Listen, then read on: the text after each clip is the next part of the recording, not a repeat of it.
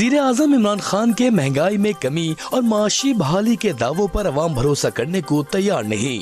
54% पाकिस्तानियों ने अगले 1 या 2 माह में महंगाई में कमी आने के वज़ीर-ए-आज़म के बयान पर यकीन करने से इनकार कर दिया, जबकि 15% ने मुकम्मल भरोसा होने का कहा। वज़ीर-ए-आज़म इमरान खान के मुल्क के माशी बहरान से निकलने के दावे पर भी 56% पाकिस्तानियों ने एतबार न किया। अलबत्ता वज़ीर-ए-आज़म की कारकर्दगी से गैर मुतमईन अफराद की शरह में 10% कमी आई और 41% ने कारकर्दगी पर अदम इत्मीनान का इजहार किया, जबकि 18% ने मुतमईन होने का कहा। इस बात का इंकशाफ पल्स कंसल्टेंट के सर्वे में हुआ, जिसमें मुल्क भर से 2000 से ज्यादा अफराद ने हिस्सा लिया।